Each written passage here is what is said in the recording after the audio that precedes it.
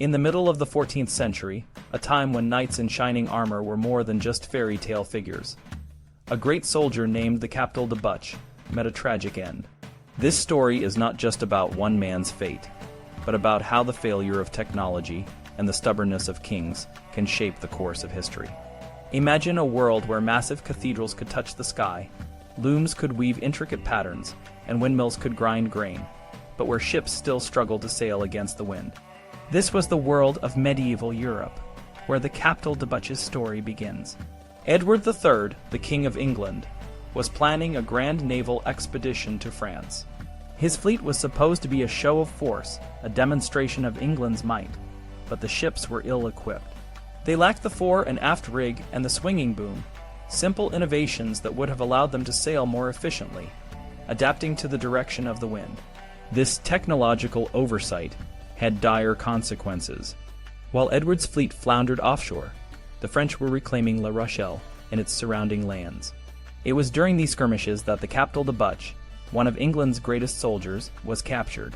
The Captal de Buch, a brave and formidable warrior, was taken by a Franco-Castilian landing party led by Owen of Wales, a man claiming to be the rightful Prince of Wales.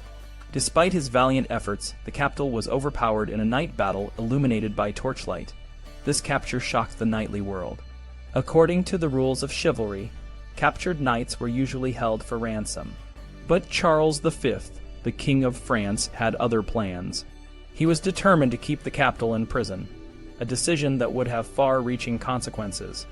Charles V was a king who valued political strategy over the chivalric code. He held a grudge against the Captal for defecting to the French side after the Battle of Cotterell in 1364. The Captal had initially switched allegiances in exchange for large revenues from Charles, but he later rejoined the English, fighting alongside the Black Prince. When the war resumed in 1369, the Captal openly defied Charles, repudiating his homage and returning the properties he had received. Charles was determined to keep the Captal out of the war, fearing his prowess on the battlefield. Despite King Edward's offers to exchange valuable French prisoners for the Captal, Charles refused to let him go. The Captal had once saved Charles's wife and family from danger, but this act of bravery meant nothing to a king driven by political calculations. French nobles pleaded with Charles to release the Captal, but he was unmoving. He offered the Captal his freedom on the condition that he swear never to take up arms against France again. The Captal, a proud and honorable man, refused. Faced with the choice of losing his honor or his freedom, he chose to remain in prison. The Captal's imprisonment took a toll on his health and spirit. He became gaunt and weakened, refusing to eat or drink. He sank into a deep depression and eventually died after 4 years in the Paris Temple prison in 1376. His fate was a stark reminder of the harsh realities of medieval warfare, where chivalry often gave way to political expediency. Following the Captal's death, the English made another attempt to turn the tide of the war. John of Gaunt, the Duke of Lancaster, led a new army to France in 1373. Despite the chroniclers' exaggerated claims of 10,000 to 15,000 men, the army probably numbered around 4,000 to 5,000. Lancaster's mission was to march to the relief of Aquitaine, but his strategy was unconventional. Instead of taking the direct route south, he led his troops on a long and winding path through Champagne, Burgundy, and Auvergne. This protracted raid was designed to spread damage and provoke the French into battle.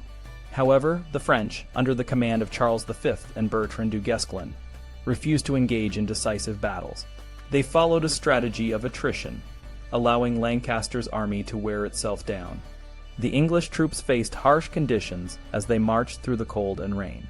Supplies dwindled, horses died, and the army suffered from starvation and disease.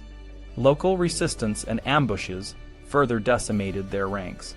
By the time they reached Bordeaux, half of the men and almost all the horses had perished. The survivors were a shadow of their former selves, many reduced to begging for food.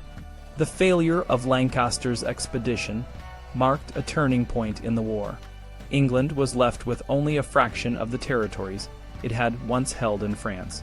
The Treaty of Bretigny, which had granted England sovereignty over parts of France, was now a distant memory.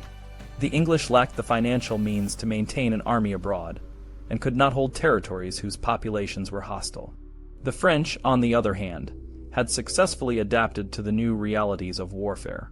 Charles V and Du Guesclin had shown that military success could be achieved through strategy and tactics rather than chivalric honor. In 1374, King Edward of England declared his readiness to negotiate a truce. Both sides were exhausted by the war, and a one-year truce was agreed upon. During the truce, the free companies, bands of mercenaries who had once served the French crown, reverted to their old ways of pillaging and plundering. The royal government attempted to bring these companies under control, but their efforts were largely unsuccessful. The brigands continued to terrorize the countryside, causing widespread suffering and destruction. To address this problem, Charles V turned to one of his most trusted and capable nobles, the Sire de Coucy. Coucy was known for his military prowess and his determination to pursue his case against the Dukes of Austria. The king offered to finance a campaign against the Hapsburgs if Coucy would take the free companies into his service. Coucy, despite his reservations about leading mercenaries, agreed to the task. He recruited a diverse group of captains and soldiers, including the constable's brother, Olivier du Guesclin, and the notorious Breton commander, Sylvester Beudes. The campaign, known as the Gügler War, attracted a large and varied force. Knights from different regions of France, as well as English and Teutonic knights, joined Coucy's ranks. The army was a mix of chivalric knights and ruthless mercenaries, united by the promise of plunder and honor. They swept through the regions of Champagne, Lorraine, and Alsace, leaving a trail of destruction in their wake. The Pope, who had been a victim of the Breton company's plundering, agreed to pay 5,000 francs and revoke the excommunication of the Bretons if they joined Coucy's campaign. One of the most notable recruits was Owen of Wales, a man with a complex and colorful past. Owen had fought in various conflicts, including the Battle of Poitiers and the Lombard Wars. He was known for his boldness and skill in battle. Owen signed a contract with Coucy, agreeing to lead 400 men and take a prominent role in the campaign. The contract included detailed terms for pay, command, and the division of spoils. It also stipulated that Owen would deliver the Duke of Austria to Coucy in exchange for 10,000 francs if he were captured. The size of Coucy's army was a subject of much speculation, with estimates ranging from 10,000 to 100,000 men. The reality was likely closer to 10,000, a significant force for the time. The army's reputation for ferocity and discipline struck fear into the hearts of their opponents, who often mistook them all for English soldiers. The campaign became known as the Gügler War, named after the distinctive pointed helmets and hoods worn by the soldiers. Before embarking on the campaign, Coucy took steps to secure his legacy. He endowed 2 masses, every day and in perpetuity, at the Abbey of Nogent sous Coucy, a gesture that reflected his piety and his concern for his soul. He also made provisions for the upkeep of the monks and the maintenance of the chapel where he and his wife would be buried. These acts of piety were common among medieval nobles, who sought to ensure their eternal salvation through generous donations to the church. The Gügler War was a testament to the complex and often brutal nature of medieval warfare.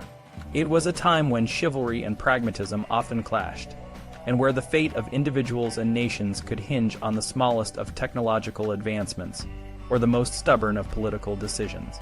The story of the Captal de Buch and the Gügler War serves as a reminder of the human cost of war and the enduring impact of the choices made by those in power.